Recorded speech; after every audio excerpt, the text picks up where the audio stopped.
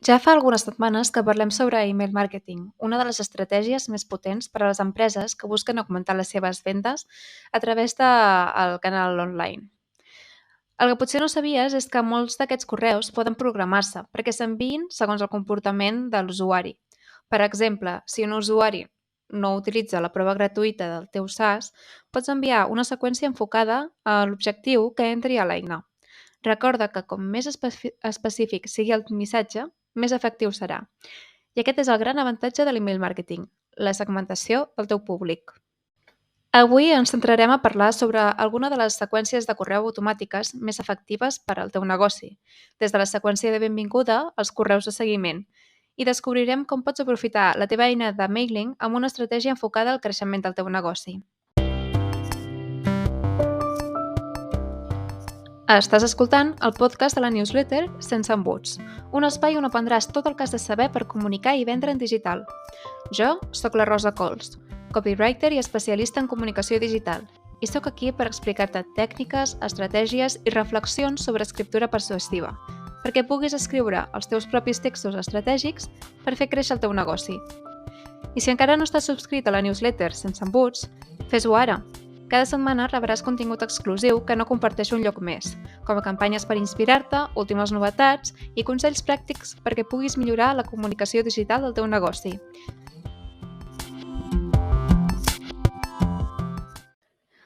D'acord, doncs comencem pel principi. Primer de tot, què és una seqüència automàtica en email marketing? Potser no coneixies aquest concepte. Primer de tot, vull que consideris això. Si estàs limitant la teva estratègia d'email marketing, o potser no l'has començat, en enviar una newsletter molt de tant en tant, doncs estàs deixant un munt d'oportunitats sobre la taula, especialment si tens un e-commerce o ets un SaaS. Però exactament què són les seqüències automàtiques de correu electrònic? Doncs, per exemple, imagina't que vols anar de viatge en cotxe per tot Catalunya. El teu objectiu final és veure doncs, els indrets més bonics del nostre territori. Per exemple, la Costa Brava, Montserrat, el Pirineu, el Delta de l'Ebre. Bé, ja saps que en tenim un munt per aquí, a prop de casa. El primer que faràs segurament és dividir el viatge en diferents etapes. Si surts des de Girona, el teu primer objectiu potser serà fer una mariscada a Cadaqués. A la segona etapa, doncs, aniràs a fer un entrecot al refugi de Malniu. Bé, ja ens entenem, oi? Doncs a l'estratègia d'email marketing farem exactament el mateix. Si el nostre objectiu és que la persona contracti el nostre servei, el primer que farem és dividir-ho tot en etapes. Primer ens presentarem perquè confiï més en nosaltres a través d'una seqüència de benvinguda. Però, si veiem que mostra interès en els serveis gràcies a les eines d'email marketing, doncs podrem preparar una seqüència de venda específica per a aquest tipus de persona que mostri interès a un servei en concret. Bàsicament, com en un viatge en cotxe, cada etapa és molt important per arribar a aquesta destinació final i complir aquest objectiu final, que en el cas de la majoria de negocis, doncs és la venda. Doncs, cada una d'aquestes seqüències, d'aquestes etapes són igualment importants per aconseguir-ho. I, a més, cada correu electrònic de cada una d'aquestes seqüències també serveix per mantenir aquesta persona que ens acompanya en el cotxe com interessat i molt compromès amb la marca a través del contingut, a través de l'storytelling, de les històries que li expliquem en cada un d'aquests correus.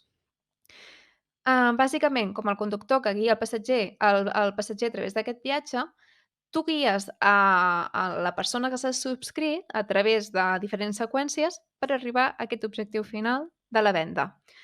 Ara, la diferència principal entre una campanya de venda que normalment programes per uns dies en concret és que amb l'email marketing automàtic el que fas és que l'eina d'email marketing decideixi quan apretar l'accelerador perquè tu no te n'hagis de preocupar. Bé, la veritat és que hi ha molts tipus de correus automàtics i podries tu mateix o tu mateixa pensar, doncs, quins són aquells punts clau que necessites que la persona rebi una mica més informació per fer el següent pas. Perquè al final pensa que és això, anar d'etapa en etapa. Però aquí, per exemple, perquè comencis a inspirar-te, Et vull compartir algunes de les seqüències més típiques que normalment tenen els negocis que tenen el seu ecosistema digital. Doncs en primer lloc, i és la que sempre recomano per poder començar, tenim la seqüència de benvinguda. De fet, és una de les seqüències més importants, ja que és dels primers impactes que l'usuari tindrà de la nostra marca quan se subscrigui. L'objectiu principal d'aquesta seqüència de benvinguda és crear una primera impressió positiva i que els ajudi a conèixer-nos molt millor com a negoci i com a marca. Per exemple, pots explicar la història de la marca, el motiu per al qual vas començar o pel qual va començar la teva família aquesta empresa. També poder compartir doncs, contingut de valor per demostrar que realment en sabem del tema que tractem. També pots compartir obertament quina és la teva proposta de valor perquè sàpiguen quin és. Si és un sector molt desconegut, per exemple, pots inventar-te una metàfora com la que acabo de fer del cotxe perquè t'entenguin millor. I llavors, al final, la seqüència de benvinguda també la recomano utilitzar per poder establir aquestes expectatives clares i realistes sobre què és el que poden esperar els nous subscriptors dels correus que rebran a partir de que s'acabi aquesta seqüència. En definitiva, és una oportunitat que, si encara no tens, t'animo a plantejar-te crear-la, perquè d'aquesta manera podràs establir una relació molt positiva amb els teus nous subscriptors des de l'inici. Una altra seqüència que també és molt important i que molts cops ens oblidem és la seqüència de reactivació. És normal que al cap d'unes setmanes o uns mesos que la persona s'hagi subscrit a la newsletter, doncs potser el seu interès hagi baixat perquè, sincerament, simplement és que tenim tants impactes i coneixem tantes coses noves que al cap d'unes setmanes doncs, ens oblidem de la newsletter a la que ens hem subscrit, no? A menys de que realment la relació hagi sigut molt profunda i molt ben treballada.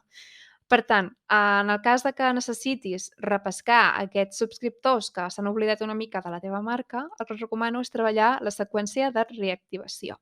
Aquesta seqüència, bàsicament, el seu objectiu és enviar correus específics als subscriptors inactius que, per exemple, no han obert els teus correus en 2 mesos, per intentar reenganxar-los i animar-los a interactuar un altre cop amb la marca.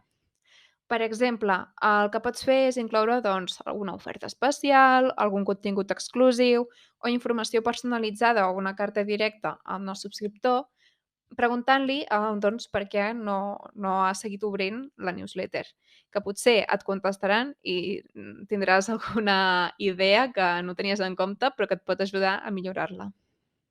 Per altre costat, si tens, per exemple, un e-commerce o un SaaS, com comentava, també és molt interessant començar a treballar seqüències de correu com els de venda creuada.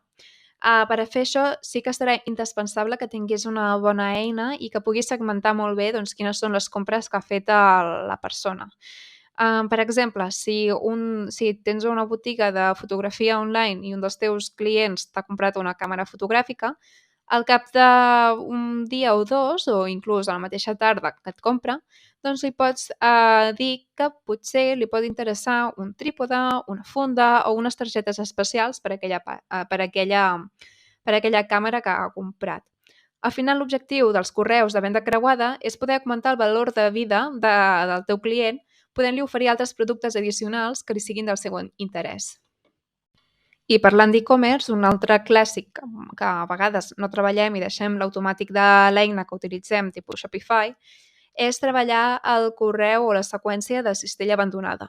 És a dir, que si una persona no ha acabat la compra però ja havia afegit els productes a la seqüència, disculpa, a la cistella, doncs bàsicament el que pots fer és enviar-li un correu automàtic doncs indicant-li doncs, que acabi la compra, amb alguna promoció especial inclús, per poder incentivar que la completi.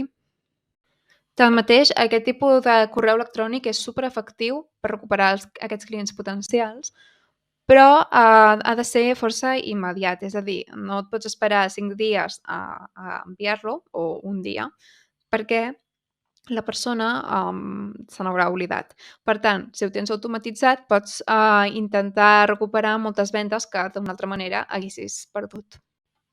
I què passa amb aquells productes que saps que sí o sí la persona consumeix en un període determinat.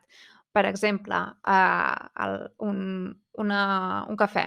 Per exemple, tens un e-commerce que vens cafè ètic i ecològic. Doncs en aquest cas el que pots fer és automatitzar un correu de recompra que, per exemple, al cap de 15 dies o 3 setmanes de que la persona hagi comprat el teu paquet de mig quilo de cafè, doncs li puguis enviar aquest correu de dir: «Ei, escolta, recorda que d'aquí una setmana, si no compres cafè, obriràs l'armari i el trobaràs a faltar. Per què no el compres ara i, a més, et faig un descompte del 10% com a agraïment per haver tornat a comprar a la meu e-commerce?» Doncs d'aquesta manera, si vas pensant aquestes estratègies, el que pots fer és repescar clients que ja han confiat en la teva marca i que si estan contents, el més probable és que tornin a repetir i l'únic que necessiten és poder tenir aquest recordatori. En definitiva, vull que marxis d'aquest episodi tinguent consciència de que la teva estratègia d'email marketing va molt més enllà de pensar la teva newsletter setmanal o quinzenal i que realment hi ha molt de potencial a través dels emails automàtics. De veritat, una base de dades ben segmentada i amb els correus automàtics necessaris és clau per poder incentivar aquestes vendes que poden marcar la diferència entre anar tirant i tenir un negoci sa i que creixi.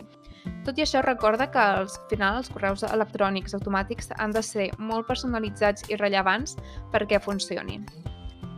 En fi, espero que aquest episodi t'hagi inspirat per continuar treballant la teva estratègia d'email marketing i de veritat que si encara tens dubtes i t'agradaria que una professional t'ajudés a millorar-la, m'encantaria ser aquesta persona de confiança que estigués al teu costat. Si vols que t'ajudi a impulsar el teu negoci a través de la teva estratègia d'email marketing, contacta amb mi a través de la meva pàgina web, que és rosacols.com, cols amb dues os, és a dir, rosacols, COOLS.com, i allà pots trobar el meu formulari de contacte i explicar-me la teva situació o inclús enviar-me un WhatsApp directament. I res, només em queda dir-te que tinguis moltíssima sort amb la teva estratègia d'email marketing i que les paraules t'acompanyin.